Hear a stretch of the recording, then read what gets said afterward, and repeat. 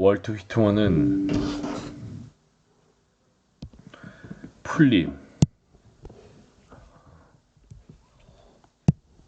풀립에서 미국의 위대함은 곧 맹종이 없는 평등이라고 말했다. 맹종 없는 평등. 미합 중국의 정신은 그 행정부나 입법부에 있는 것도 아니요, 대사나 작가나 대학이나 교회나 응접실에 있는 것도 아니요, 심지어 신문이나 발명가에게 있는 것도 아니요, 언제나 보통 사람에게 있다. 자신보다 우월한 사람 앞에서 선 것은 어떤 느낌인지 전혀 알지 못하는 사람들만이 가질 수 있는 분위기. 그들이 참여하는 무시무시한 의미를 지닌 선거. 그들이 대통령 앞에서 모자를 벗는 것이 아니라 대통령이 그들 앞에서 모자를 벗는다는 사실이 미국의 정신을 보여준다. 그러나 소비자 혁명과 민주적 혁명에 감탄하는 사람이라도 그들이 창조한 근대적인 평등사회가 부딪힌 문제에 주목하지 않을 수 없다. 알렉시드 토크빌은 이 문제를 처음으로 깊이 생각해본 사람으로 꼽힌다. 1830년대 의 어린 미국을 돌아본 이 프랑스 법률가이자 역사가는 새로운 공화국 국민의 영혼을 잠식하는 예상치 못했던 병을 분별해냈다. 미국에는 많은 것을 소유했지만 이런 부에도 불구하고 계속 더 많은 것을 요구했으며 자신에게 없는 것을 가진 사람을 볼 때마다 괴로워했다. 토크빌은 미국의 민주주의에 왜 미국은 번영 속에서도 그렇게 불안을 느끼는가라는 제목의 장에서 불만과 높은 기대, 선망과 평등의 관계를 끈질기게 분석한다. 출생과 운에 따른 모든 특권을 폐지했을 때 모든 사람이 직업 선택의 자유를 누릴 때 야망이 큰 사람은 위대한 일을 쉽게 시작할 수 있다고 생각할 것이며 자신이 비범한 운명을 타고났다고 느낄 것이다. 특권을 폐지했을 때.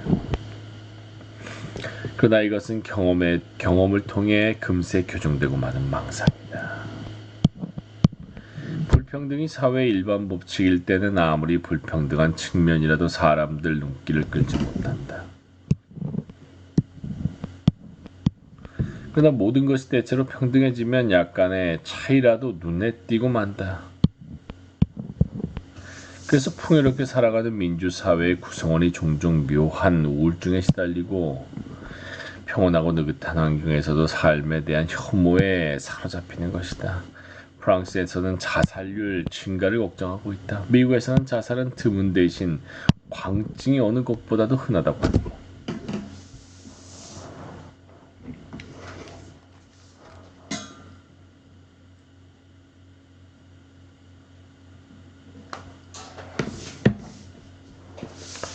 토크빌은 귀족 사회의 제약을 잘 아는 사람이었기 때문에 1776이나 1789년 이전 상황으로 돌아가고 싶은 마음은 없었다. 그는 근대 서양의 주민이 중세 유럽의 낮은 계급보다 훨씬 나은 생활을 한다는 사실을 알았다. 그럼에도 중세의 궁핍한 계급은 근대의 후손이 결코 누리지 못할 정신적 평온을 누렸다고 보았다. 귀족 계급의 지원을 받은 왕이 나라를 다스렸을 때 사회는 그 참상에도 불구하고 오늘날에는 맛보기 어려운 몇 가지 행복을 누렸다.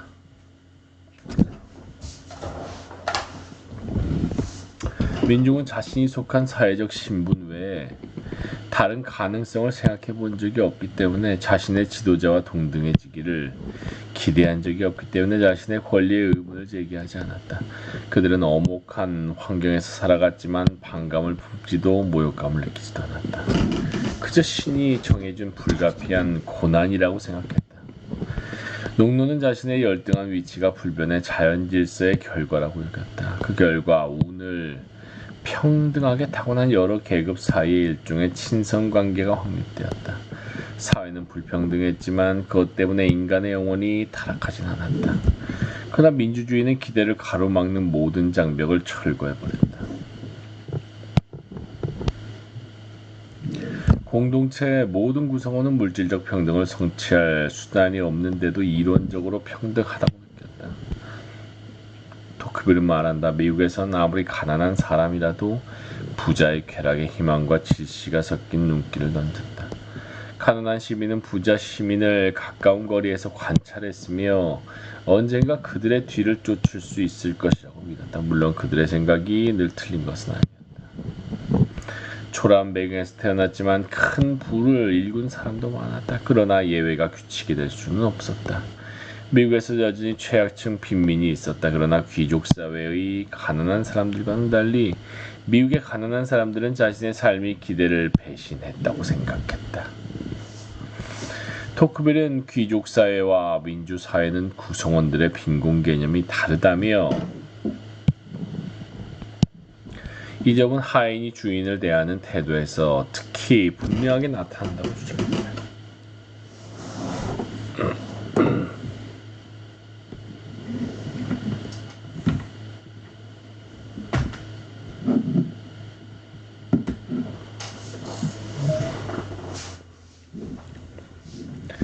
귀족 사회에서 하인은 선뜻 자신의 운명을 받아들이는 경우가 많았다. 따라서 그런 하인들은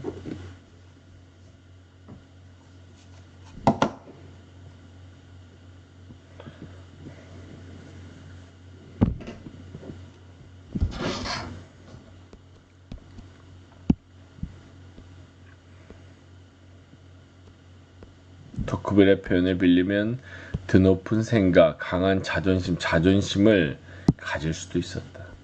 그러나 민주사회에서는 언론과 여론이 하인들도 사회의 정상에 올라설 수 있다고 그들 역시 산업가나 판사나 과학자나 대통령이 될 수 있다고 무자비하게 부추겼다. 이렇게 무제한의 기회가 있는 것처럼 느껴지면 처음에는 특히 젊은 하인들 사이에 명랑한 분위기가 조성될 수도 있다. 실제로 그들 가운데 가장 재능이 뛰어나거나 운이 좋은 사람은 목표를 이룰 수도 있을 것이다. 그러나 시간이 지나면서 다수는 상승에 실패한다. 토크벨은 그들의 분위기가 어두워지는 것을 보았다. 그들은 우라 때문에 생기를 잃고 자신과 주인에 대한 증오심을 키워갔다. 거의 모든 서구 사회에서 18세기까지 유지되면서 극히 드문 경우를 제외하고는 사회적 이동의 희망을 전혀 받아들여주지 않았던 엄격한 계급체제. 솔즈베리의 존 포티스큐가 찬양했던 체제는 여러 가지 면에서 분명히 정의롭지 못했다. 그러나 이 체제는 가장 밑바닥 계급에 속하는 사람들에게 한 가지 주목할 만한 자유를 주었다. 자유. 사회 많은 사람들의 성취를 비교 기준으로 삼을 필요가 없는 자유였다. 덕분에 그들은 열등감에 시달리지 않고 살아갈 수 있었다. 토크빌이 미국 여행을 하고 나서 몇십 년 뒤 사회 구성원에게 무제한의 기대를 갖게 하는 사회에서 생기는 문제를 심리적인 각도에서 탐사한 사람은 미국인 윌리엄 제임스였다. 무제한의 기대. 윌리엄 제임스는 우리가 아는 모든 일에서 성공을 거두어야만 우리 자신에게 만족하는 것은 아니라고 생각했다.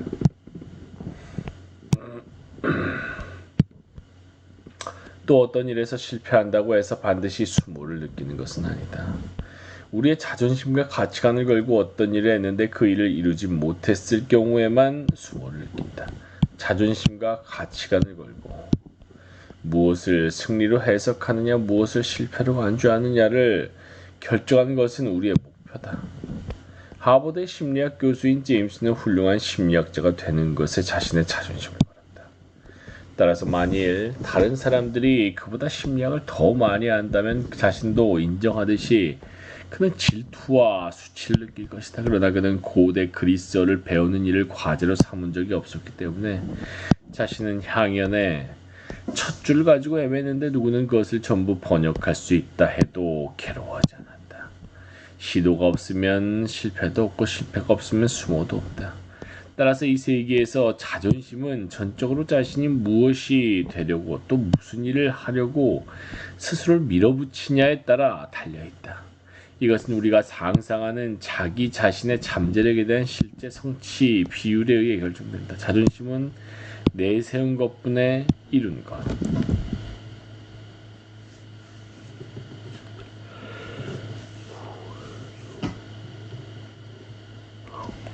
제임스의 방정식은 우리의 기대 수준이 높아지면 수모를 당할 위험도 높아진다는 것을 보여준다.